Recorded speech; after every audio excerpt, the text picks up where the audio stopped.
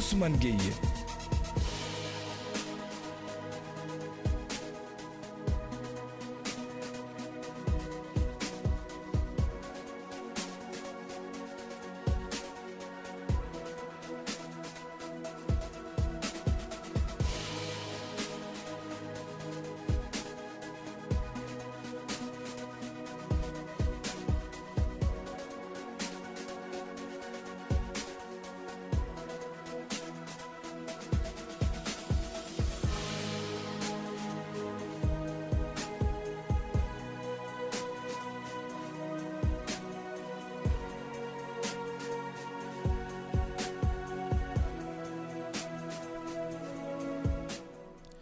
Merci d'écouter iRadio en direct de Dakar. Il est midi à la place Soweto. Voici le Midi King.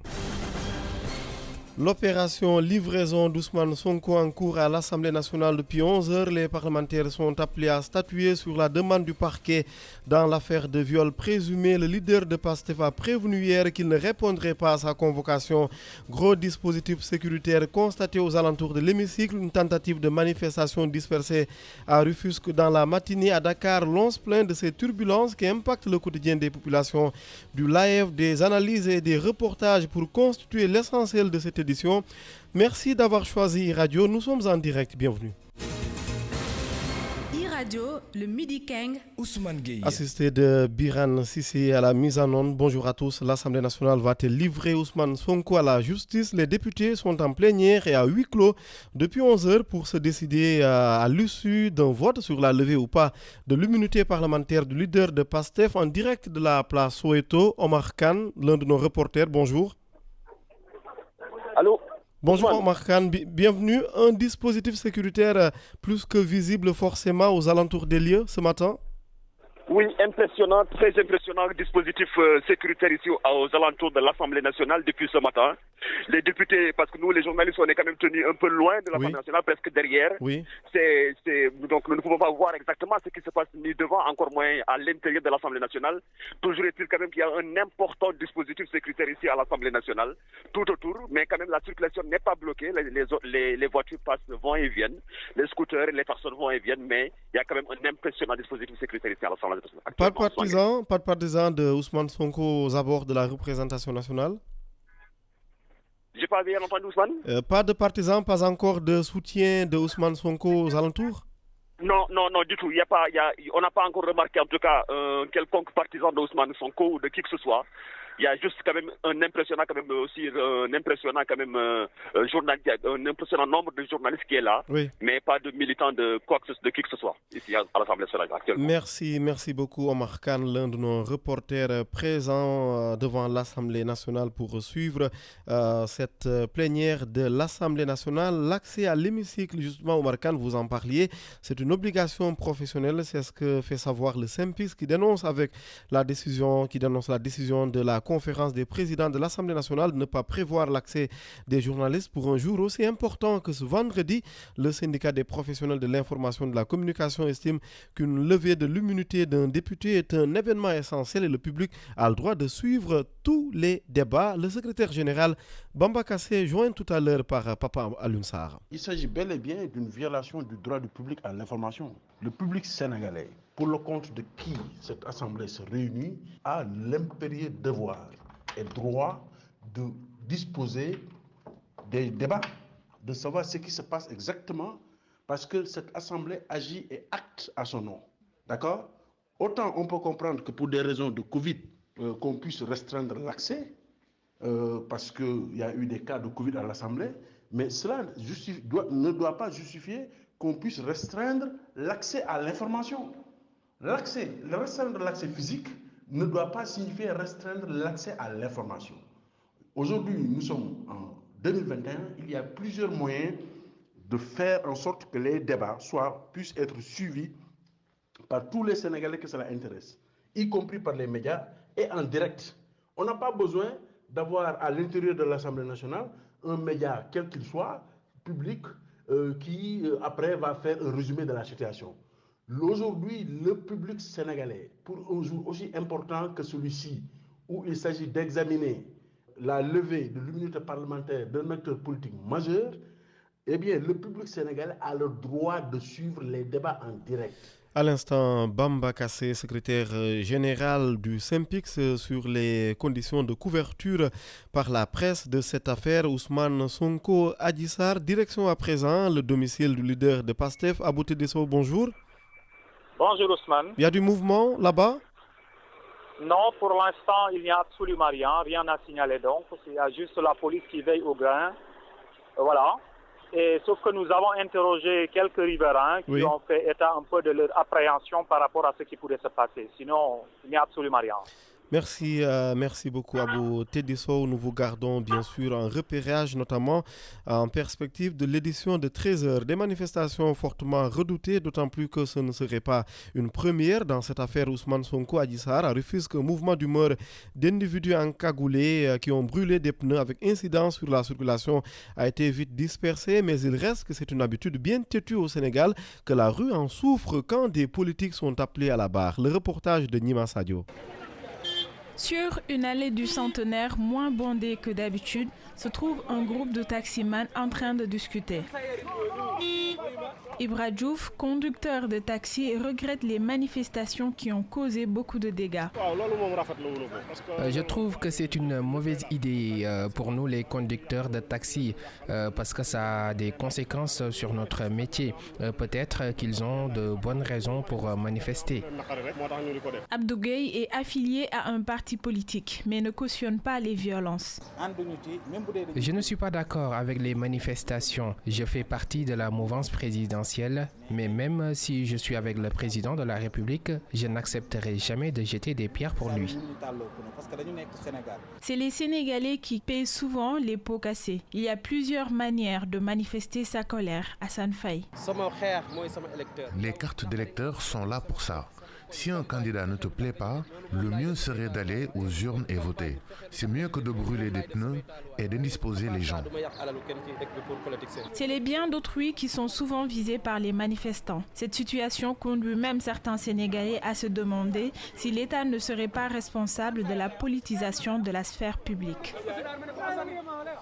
Reportage signé Nima Sadio dans les rues de Dakar tout à l'heure. De son côté, Ousmane Sonko a fait une nouvelle sortie hier pour charger de nouveau le régime de Macky Sall. L'ancien inspecteur des impôts assure qu'il ne répondra pas à la convocation même après la levée effective de son immunité, ce qui semble une contradiction, sans compter que le leader de PASTEF, en plus de s'attaquer à une partie de la presse, s'en prend également à la justice. Un regard sur cette stratégie bien particulière avec Mame Abdou Gaye Kassé. Ousmane Sonko a déclaré qu'il va toujours se considérer comme député quoi qu'il puisse se passer aujourd'hui à l'Assemblée nationale, car estimant la procédure de levée de son immunité parlementaire ou non biaisée dès le départ. Pour le conseiller en stratégie Sarah Ndiaye, le leader de PASTEF politise l'affaire et cible directement le président Macky Sall. Moi, je pense que la posture de Sonko dans cette histoire, elle est éminemment politique, parce qu'il croit que les péripéties devant mener à son arrestation sont politiques. Donc, lui, il se doit d'avoir une attitude politique. Dans son propos, vous savez qu'il n'a qu'un interlocuteur pour riposter et faire face. Son interlocuteur réel, c'est Macky Sall. Donc, de fait, il est dans une logique politique qui mène à une dualité avec Macky Sall au niveau de l'espace politique. Ousmane Sonko est dans une posture va-t-en-guerre, selon Mame Gor Ngom. L'analyste politique fait savoir que si l'ex-inspecteur des impôts et des domaines refuse obstinément de déférer à une quelconque convocation, il peut être contraint de gré ou de force. Et il cherche à se construire une envergure. Et dans son propos, vous savez qu'il n'a qu'un interlocuteur. Il ne parle pas de justice sénégalaise ou autre. Dans son allocution, le troisième de la dernière présidentielle s'est proposé comme médiateur de la crise casamançaise sans rien attendre de l'État, si ce n'est bien sûr une habilitation. Sarah Ndiaye soutient qu'en procédant ainsi, Ousmane Sonko cherche à s'affirmer comme le véritable leader qu'il faut pour le Sénégal. Il se projette déjà en homme d'État capable de jouer un rôle majeur dans un problème qui a miné la paix civile au Sénégal depuis quelques décennies. Donc, Sonko est dans sa logique. Sa logique, elle est très simple, c'est de se dresser dès maintenant comme l'obstacle numéro 1 à toute pratique politique de Macky Sall sur le terrain. C'est exactement cela pour moi. Mame Gor Ngom ne l'a pas compris ainsi. Il pense qu'Ousmane Sonko cherche tout simplement un bouclier contre une éventuelle arrestation. Un dossier qui est d'une grande sensibilité, mais il a évoqué avec beaucoup de subtilité, allant jusqu'à révéler que lui-même, il était preneur pour une médiation en Casamance. Donc, il y avait des noms dits, il y avait des dits, il y avait des suggestions qui un clin d'œil à cette partie du pays d'où est originaire le député. Ce vendredi, la plénière de l'Assemblée nationale statue sur la levée de l'immunité parlementaire du député Ousmane Sonko, accusé de viols répétés et de menaces de mort. Un jour donc décisif. Mame Abdougaye Kassé, merci d'écouter le journal sur e-radio. Nous sommes en direct, la preuve par l'heure, 12h09. Avec e-radio 90.3, vous avez une vision claire de l'actualité. Entre-temps, nous en sommes arrivés à 12h10. La campagne de vaccination en cours, démarrage des opérations hier à Louli-Bentaigne dans le département de Mbour. Le maire de la commune qui s'est fait vacciner en premier ne demande rien d'autre qu'une imitation. Serigne Gueye Diop entend rassurer sur la sûreté des vaccins au micro de Mountaga Kana. Pour continuer à lutter, à résister, à être plus résilient, pour faire ces vaccinations, d'abord au niveau du personnel de santé, ensuite au niveau des personnes âgées de plus de 60 ans et puis couvrir toute la population. J'ai été très heureux de faire ce vaccin dans le dispensaire de Louli-Bentaigne parce que c'est un dispensaire qui a beaucoup de mérite, qui apporte une assistance particulière à la population de Louli, parce qu'il y a au moins 6 à 7 villages qui sont rattachés à ce centre-là et qui drainent beaucoup de monde. Je voulais en profiter pour féliciter le docteur Mbaye, l'ICP et les sages-femmes pour avoir organisé vraiment cette vaccination. On ne va pas s'arrêter en si bon chemin. Le comité anti-Covid de la mairie va commencer une tournée à partir de la semaine prochaine sur l'ensemble des 32 villages pour appeler à la vaccination. Donc je lance un appel à tous les villageois, à tous les habitants de Sandiara, à toute la population pour venir répondre massivement à ce programme de vaccination. Mais je lance un appel à tout le Sénégal, à tout le département de Mbour. À l'instant, Serigne Gueye Diop, maire de la commune de Louli-Bentaigne dans le département de Mbour. Tourisme au Sénégal, la descente aux enfers à l'heure du coronavirus. L'activité a-t-elle besoin d'un vaccin? En tous les cas, elle souffre de la pandémie. Un sujet au cœur de la matinale d'e-radio ce matin, pour nous répéter, pour le secrétaire exécutif de la Fédération des organisations patronales des industries touristiques du Sénégal, la relance du secteur touristique s'impose. Moustapha Kane au micro de Dieba. Ce vaccin va ramener la sérénité, également va nous permettre de repartir, nous l'espérons, le plus rapidement. Maintenant, ce qu'il faudra faire au niveau interne, comme vous le savez tous, nous avons vécu une année très difficile avec une absence totale de chiffre d'affaires, de fonctionnement. Et aujourd'hui, il faut travailler, n'est-ce pas, à la relance. La relance doit passer nécessairement par d'abord la mise à niveau du parc, de manière générale, un accompagnement fiscal, parce que les entreprises n'ont pas de capacité, n'est-ce pas, de payer, n'est-ce pas, il n'y a même pas d'activité. Il faut également des investissements importants de mise à niveau, et également de nouveaux projets en fonction de ce qui sera retenu par les professionnels sur des produits capables, n'est-ce pas, de favoriser et de faciliter la relance. Donc tout ça, les professionnels sont en train ont déjà réfléchi, n'est-ce pas, à ces propositions-là. C'est pourquoi nous avons déjà demandé le démarrage rapide du Conseil sénégalais de tourisme. C'est un outil capable aujourd'hui de réfléchir sur le type de produit, n'est-ce pas, qu'il nous faut. Parce que c'est vrai, on avait 2 segments, le segment tourisme d'affaires et de congrès pour Dakar, les conférences et autres.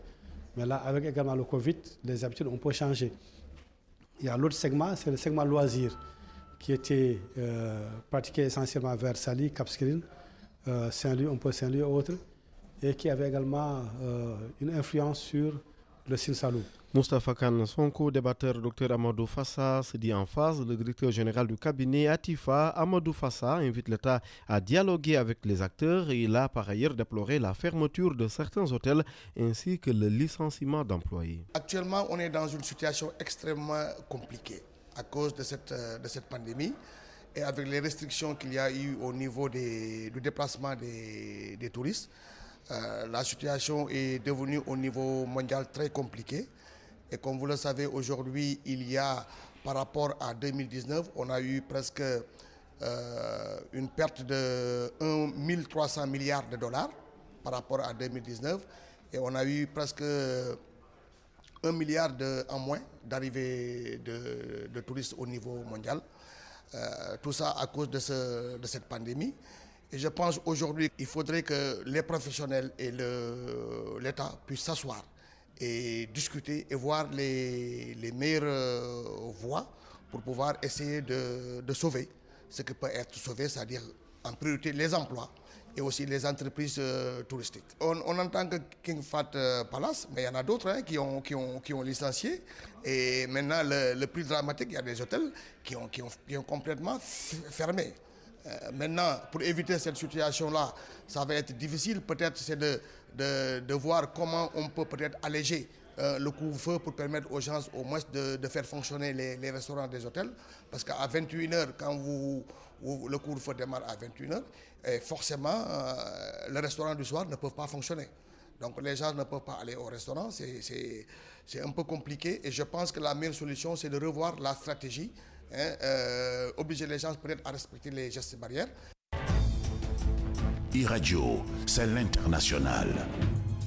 12h à 12h15, heure de Bamako. Bonjour Papa Alioune Sarr. Bonjour Ousmane Gueye, bonjour à tous. Nous démarrons par le Mali où Amadou Sanogo fait face au juge le 11 mars prochain. Son procès a été reporté jusqu'à cette date, autrement dit le 11 mars, un report qui n'a pas encore une explication officielle. Le général Sanogo et compagnie sont poursuivis pour l'assassinat entre 2012 de 21 bérets rouges qui ont été retrouvés dans une fosse commune. Un drame qui a eu lieu près de la capitale Bamako. Selon certaines informations, les mutations de personnel actuellement en cours au sein de la justice malienne auraient ralenti la machine judiciaire. Le général Sanogo était au banc des accusés, vêtu d'un habit blanc, une habitude en Afrique. Il garde le moral. Selon ses propres mots, la défense a son arme pour sortir Sanogo dans l'ombre. Ses avocats évoquent une loi adoptée en 2018, une loi qui prévoit notamment d'exonérer des poursuites pénales des personnes accusées de crimes et de délits dans le cadre de la crise de 2012 au nom de la réconciliation nationale et d'indemniser les victimes en numéraire ou par octroi de maison, autrement dit un protocole d'accord. La Côte d'Ivoire, pendant ce temps, Papa Alioune Sarr, avec les élections législatives qui se profilent. La campagne électorale démarre même aujourd'hui, une course pour remporter les 255 sièges de députés. Les candidats sont au nombre de 1500. Le scrutin est pour le moment aussi important qu'incertain. Les candidats n'ont pas entendu le coup d'envoi de la campagne électorale. Ils ont déjà investi les rues depuis des jours pour convaincre les populations. Le leader du PDCI, Henri Konan Bédié, n'utilise plus le mot boycott, mais celui de la mobilisation de ses partisans. Il a publié un long message sur les réseaux sociaux. Les membres du PDCI se sont alliés avec le parti Pro-Gbagbo pour briser la règle de la majorité à l'Assemblée nationale. La majorité, c'est ce que veut le parti au pouvoir, le RHDP. Les membres ont sorti l'artillerie lourde. Plus d'une trentaine de ministres et de barons du régime ont été mobilisés pour gagner le combat électoral. Les indépendants sont aussi présents dans ces joutes électorales. Ils représentent plus que la moitié des candidats. Un scrutin qui promet Ousmane Gueye. En Guinée, Papa Alioune Sarr, l'invisible virus avec ses dégâts trop visibles et qui heurtent les gestes barrières. C'est en tout cas l'annonce faite hier par le président Alpha Condé qui, à cette occasion, a pris de nouvelles mesures allant dans le sens de lutter contre la pandémie de Covid-19. La correspondance de Mamoudou Mokhtar Souaré. Les chiffres donnés hier par le président de la République, Alpha Condé, font froid dans le dos. Le président guinéen dit que le taux national de positivité au Covid est passé de 2 à 8%. Et le taux d'occupation des services de réanimation est lui passé à 50%. Une situation causée d'après le président par un relâchement des mesures barrières et de sécurité sanitaire. Il a, à cet effet, demandé à son gouvernement de veiller à l'application des mesures suivantes: prise de température et lavage de mains à l'entrée des établissements publics et privés, port obligatoire de masques dans les bureaux et cérémonies, les transports et dans tout espace de regroupement, respect de la distanciation sociale. L'instauration du couvre-feu est ramenée de 23h à 4h du matin. Toutes les autres mesures restrictives restent maintenues. Le président Alpha Condé annonce que si la situation épidémiologique ne s'améliore pas, des mesures plus contraignantes seront envisagées, allant jusqu'à la fermeture des mosquées, l'interdiction des cérémonies de mariage, baptême et toute autre cérémonie, voire même dit le président, le confinement. La non-observation de ces mesures conduira à des sanctions disciplinaires, annonce le président Alpha Condé. Mamadou Mokhtar Souare, Conakry, e-Radio. La tension ne faiblit pas au Niger après la proclamation des résultats provisoires de la présidentielle. 2 morts et 470 arrestations, des chiffres qui montrent l'ampleur des heurts au Niger. Les affrontements ont eu lieu à Niamey, des pneus brûlés, des maisons incendiées, dont celle de notre confrère et correspondant de RFI Moussa Kaka. D'ailleurs, des personnalités politiques ont été arrêtées. Le principal opposant au régime au pouvoir, Hama Amadou, est assigné à résidence. Son domicile a été encerclé par des dizaines de véhicules de la gendarmerie et des forces antiterroristes. Une situation qui a suscité la colère de son avocat. D'après Maître Boubacar Moussi, le gouvernement n'a pas respecté les procédures légales. Autrement dit, ni mandat d'arrêt, ni de titre de perquisition. La robe noire tranche, c'est un mépris de la loi. Selon lui, la communauté internationale appelle au calme et au dialogue, un idéal pour le moment au Niger. Dans un communiqué commun, la CEDEAO et l'ONU ont condamné les violences et ont aussi appelé toutes les parties prenantes à la retenue. Tuerie de masse à Aksum, c'est dans la province du Tigré. Amnesty International qui accuse l'armée érythréenne. Les accusations sont même légion. Massacre, exécution, sommet, un crime de guerre. L'organisation met aussi des points de suspension pour montrer que la liste n'est point exhaustive. Ou bien si cette situation a eu lieu dans la province du Tigré, comme vous l'avez bien rappelé, en Éthiopie, en Érythrée, une zone minée par des combats violents depuis des mois. Aksum, le lieu ciblé par ces violences, et la troisième ville du Tigré, sont les témoignages de Jean-Baptiste Galopin, qui fait partie d'Amnesty International. Un massacre a eu lieu durant environ 24 heures, les 28 et 29 novembre, de la part des troupes érythréennes, en réaction à une attaque d'un petit groupe de combattants sur une base érythréenne dans la ville d'Aksum. Cette province est d'ailleurs coupée du monde. L'accès impossible, les télécommunications coupées, des centaines de morts et dénombrés d'après les chiffres de l'organisation internationale. L'ONG demande d'ailleurs la tenue d'une enquête dirigée par les Nations Unies, une demande rejetée par le gouvernement érythréen au mois de décembre. Vous voulez, Ousmane Gueye, la réponse des autorités érythréennes à l'ONG? On n'a pas besoin des babysitters pour mener des enquêtes indépendantes. Waouh, quelle formule! Et pour vous donner une idée de l'heure là-bas, 15h21 à Asmara, la capitale de l'Érythrée. La corruption en Afrique pour finir, Papa Lunsar, avec le géant Vincent Bolloré qui passe à l'aveu. Il plaide coupable suite à une affaire qui a ébranlé cette firme internationale, conséquence de la garde à vue de Vincent Bolloré, mais aussi de la chute de l'action de son groupe de près de 8% une matinée en 2018. Les faits remontent en 2012. Une enquête judiciaire a permis de lever le voile sur les pratiques correctives de cette industrie qui continue de bâtir sa richesse en Afrique. L'Afrique est même le lieu où se sont déroulées certaines perquisitions qui ont ciblé Havas, cette filiale du groupe Bolloré, avait des conseils en communication proches du président togolais, celui guinéen. Objectif principal, bénéficier des concessions sur des terminaux à conteneurs dans les ports de Lomé et Conakry. Le 24 avril 2018, Vincent Bolloré est mis en examen pour corruption active d'agents publics étrangers, complicité de faux et d'usage de faux et complicité d'abus de confiance. En décembre, le groupe est mis en examen, mais cette procédure a été annulée par la Chambre de l'instruction. Aujourd'hui, cette firme française reconnaît les faits qui lui ont été reprochés, ce qui donne une haute tournure à ce long feuilleton judiciaire. Merci beaucoup, Papa Lunsar. Le journal des sports de e-Radio. Dans l'actu des sports, Augustin Senghor, candidat à la présidence de la CAF en opération Charma à Conakry, voyage qui s'est conclu hier par une journée marathon du président de la Fédération sénégalaise de football, des audiences et une conférence de presse pour finir. Retour en Guinée par le foot avec Mamadou Mokhtar Souare. Un séjour assez court mais ô combien intense, 24 heures finalement ont suffi au candidat à la présidence de la CAF, Maître Augustin Senghor, pour convaincre. Déjà ce jeudi, il a été reçu par le président Alpha Condé et un peu plus tôt par le président de la Fédération guinéenne de football. En conférence de presse, Maître Augustin Senghor a dit toute sa satisfaction et puis décliné le point phare de son programme intitulé Team Africa. Donc globalement, sur cette audience, je suis satisfait et je remercie le président Alpha Condé de nous avoir donné cette opportunité.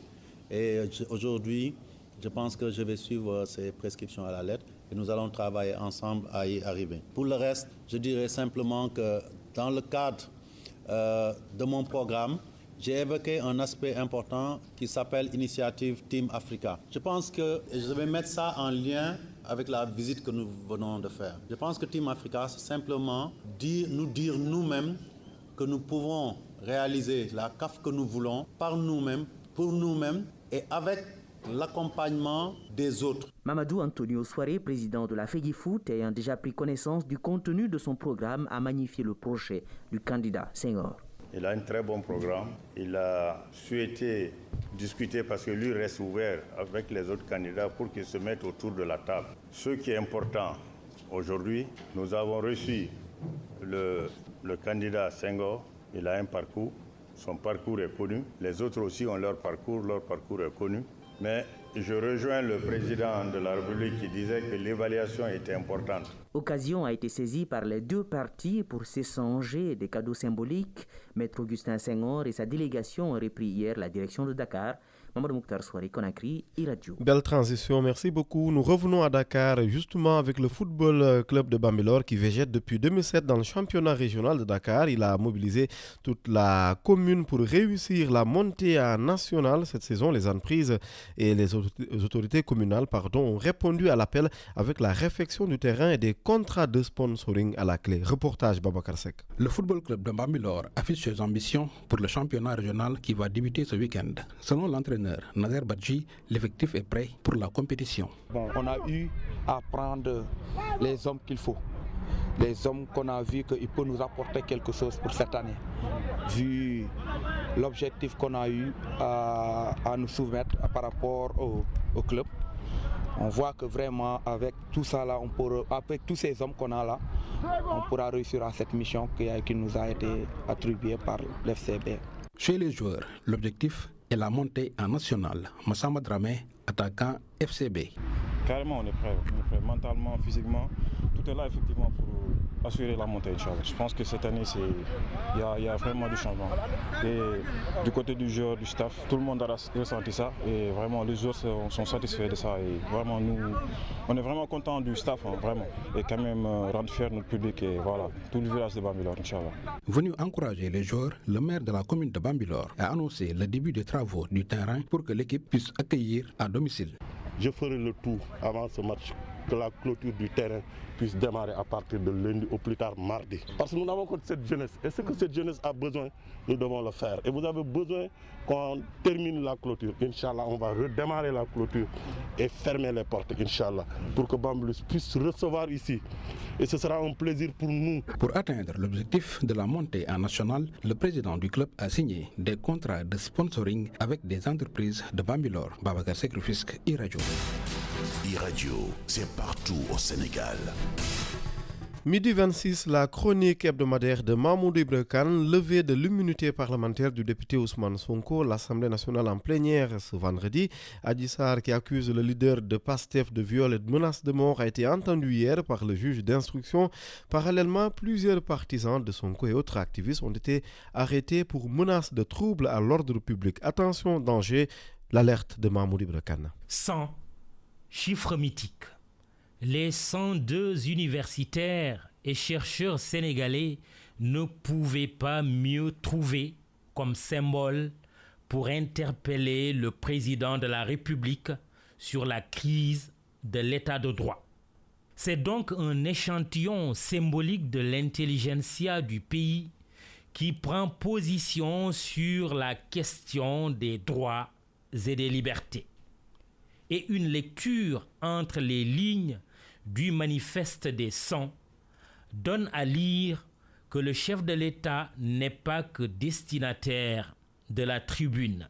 Il est manifestement tenu pour responsable de la non-soumission de l'État au droit. Or, d'après les 100, cette soumission totale organise le vivre ensemble indispensable pour faire société. Les professeurs en profitent pour solder les comptes avec le 3e mandat. Leur verdict qu'ils veulent sans appel se résume en un subtil rappel de l'article 27 de la Constitution. Nul ne peut exercer plus de 2 mandats consécutifs. Un manifeste que soutient le socio-anthropologue Ndoukour Kach et Siloua Ndaou, qui le juge cependant tardif, non sans jeter un caillou dans le jardin des universitaires.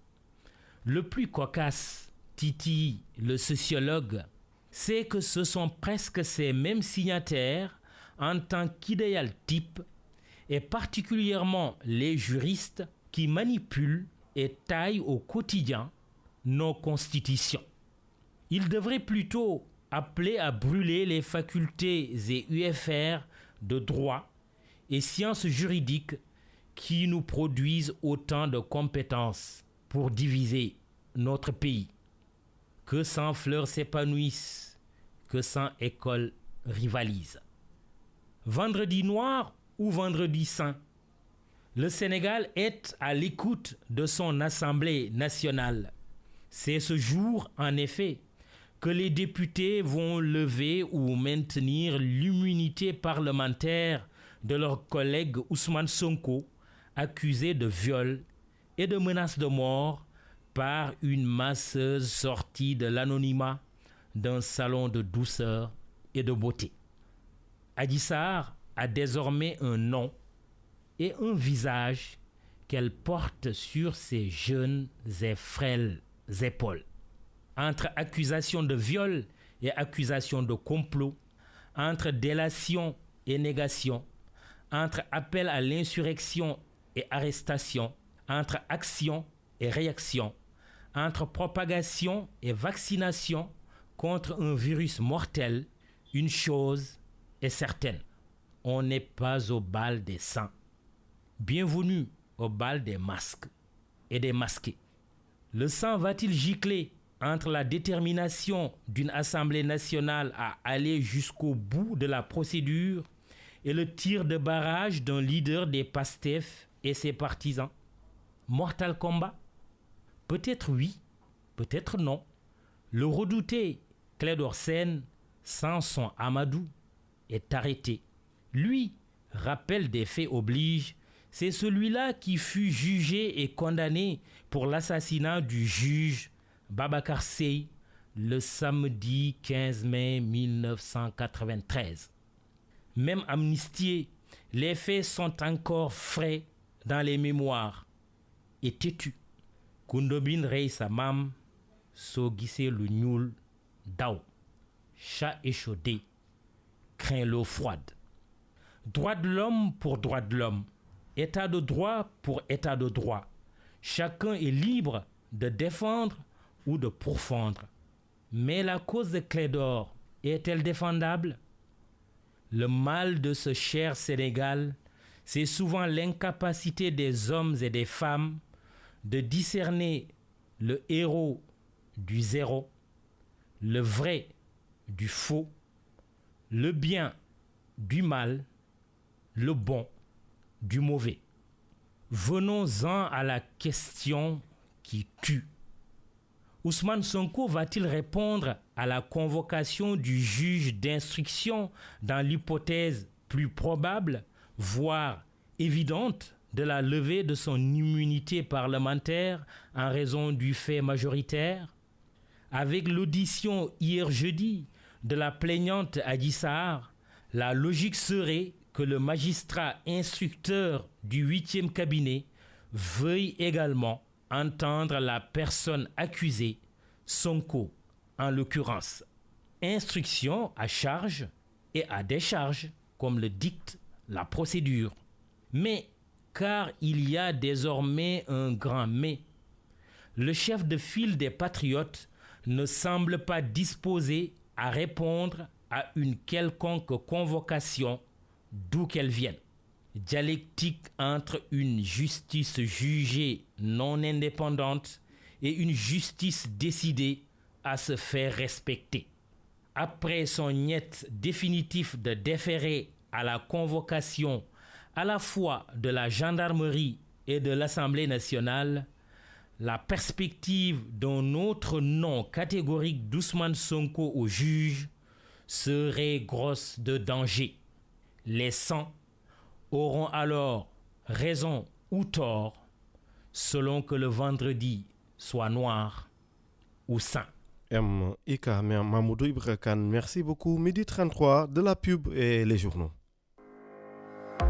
Sénégal ku ne dégg na Baye Computer te mës ngaa jëflante ak moom ci lépp lu jëm ci informatique léegi nag c'est Baye Global Ingénierie. Baye Global Ingénierie lépp loo xam ne da di service de qualité ci la taxaw waaye rawatina nag lépp loo xam ni dafa jëm ci évolution wu seen entreprise cette évolution informatique parce que le monde est devenu digital. Le nouveau Baye Global Ingénierie met à votre service des moyens techniques et son équipe pour concevoir et déployer des solutions répondant à vos besoins. Baye Global Ingénierie a développé un savoir-faire hors pair en apportant aux agences gouvernementales, aux entreprises commerciales et aux organismes sans but lucratif des solutions à leurs problèmes complexes et uniques. Baye Global Ingénierie, c'est un service de qualité, un rapport qualité-prix, prix et performance du matériel optimal, un service après-vente de qualité, livraison gratuite partout dans Dakar, de nouveaux services de développement de sites web, la formation du personnel en bureautique et dans des logiciels d'application.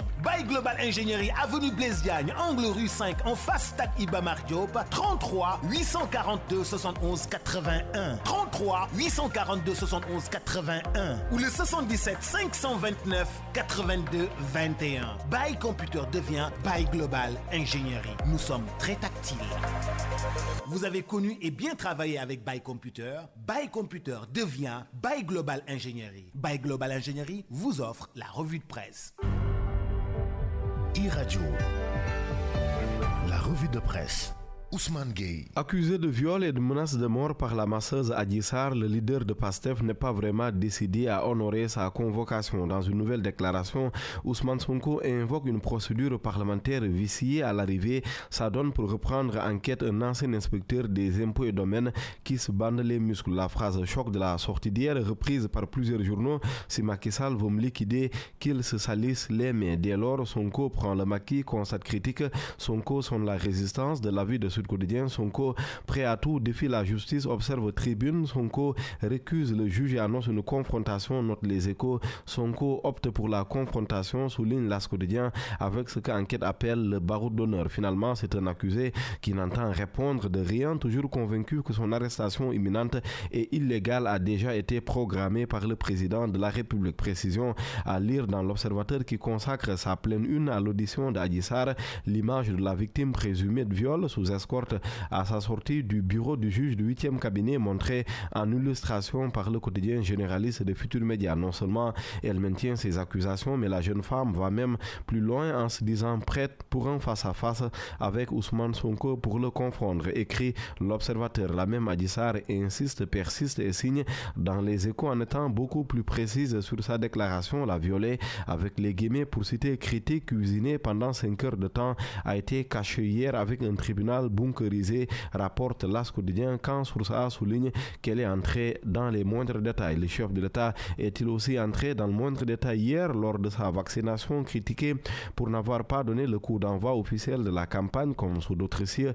Le président de la République s'est prêté à l'exercice hier, mais en faisant davantage attirer l'attention sur lui. Les journaux semblent n'avoir retenu ce matin qu'une phrase d'un acte de communication qui voulait pourtant plus sensibiliser que créer la polémique. Si vous ne voulez pas des vaccins, je vais les donner aux autres pays. La phrase fâche autant qu'elle amuse les confrères. Tonton Macky, Mernenak, Rai Source A, encore une sortie de piste du président, réagit Moustapha Diakhaté, ce Macky Sall qui a enfin pris sa dose, pour reprendre le Témoin quotidien ou concéder la piqûre télévisée à la manière de critique, pourrait être fier de la reprise de sa déclaration par quasiment tous les journaux. Sur le quotidien, Tribune, Le Quotidien, Le Quotidien, L'Observateur, L'As Quotidien. Dans Enquête, le chef de l'État semble plutôt opter pour la persuasion. Enfin, ce serait dommage qu'on ne prenne pas ces vaccins. C'est un Macky Sall qui s'est présenté au public du palais pour l'exemple, écrit la consoeur Koudou Badiane, flanquée de la première dame, du président du Conseil économique et des membres du gouvernement qui se sont aussi fait vacciner. Le foot, pour finir avec les performances d'Edouard Mendy, si bonnes qu'elles lui valent une place en bonne place à la une de Stade cette fin de semaine. Le journal ne s'en cache pas d'ailleurs, ces statistiques sont si impressionnantes que le portier sénégalais, irréprochable contre l'Atlético et figurant dans l'équipe type de la semaine, a encore étonné son monde à Budapest. Quant à l'affiche Amabalde Modolo, elle pourrait se jouer non pas en Roumanie mais en Gambie voisine. Sunu Lamb, qui vous en parle ce matin, s'intéresse également à ces lutteurs qui ont réussi le Dóor Fayu. Vous avez connu et bien travaillé avec Baye Computer. Baye Computer devient Baye Global Ingénierie. Baye Global Ingénierie, avenue Blaise Diagne, angle rue 5, face Stade Iba Mar Diop, 33 842 71 81 ou le 77 529 82 21. Baye Global Ingénierie vous a offert la revue de presse. Midi 38 minutes au point E, fin de cette édition mise en onde par Biran Cissé. Merci à lui, merci à vous d'avoir suivi. L'actualité est dominée par l'affaire Ousmane Sonko Adji Sarr avec la conclusion du volet parlementaire ce vendredi. Les députés réunis depuis 11 heures pour statuer sur la levée de l'immunité du leader de PASTEF demandée par le parquet. Édition spéciale à l'instant d'ailleurs sur ITV que nous faisons aussi vivre sur iRadio. Excellent après-midi à l'écoute de nos programmes. mën naa ñëw défendre ko ma ne ko man ñibbi si naa Touba mag la mais dinaa la boole ay avocat te def naa tey nag